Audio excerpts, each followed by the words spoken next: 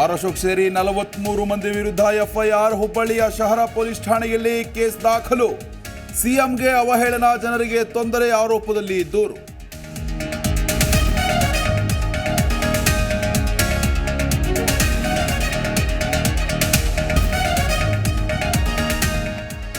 ಜಾಮೀನು ಪಡೆದರೂ ಕರವೇ ಅಧ್ಯಕ್ಷ ನಾರಾಯಣಗೌಡಗೆ ಸಂಕಷ್ಟ.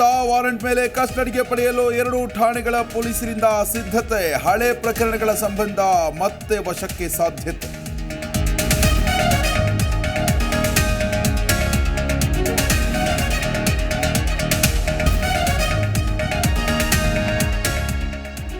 ರಾಯಚೂರಲ್ಲಿ ಎಪಿಎಂಸಿ ಗೋದಾಮು ಖಾಸಗಿಯವರ ಪಾಲು. ಗೋದಾಮು ಮಾರಾಟಕ್ಕೆ ಸಾರ್ವಜನಿಕರ ಆಕ್ರೋಶ.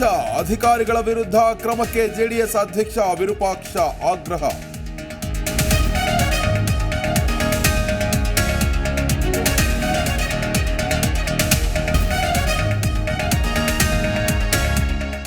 ಇಂದು ಕುಮಾರಕೃಪಾ ರಸ್ತೆಯಲ್ಲಿ ಚಿತ್ರಸಂತೆ ಆಯೋಜನೆ. ಸಿಎಂ ಸಿದ್ದರಾಮಯ್ಯರಿಂದ ಚಿತ್ರಸಂತೆ ಕಾರ್ಯಕ್ರಮ ಉದ್ಘಾಟನೆ. ಚಿತ್ರಸಂತೆ ವೀಕ್ಷಿಸಲು ಲಕ್ಷಾಂತರ ಜನ ಆಗಮನ ಸಾಧ್ಯತೆ.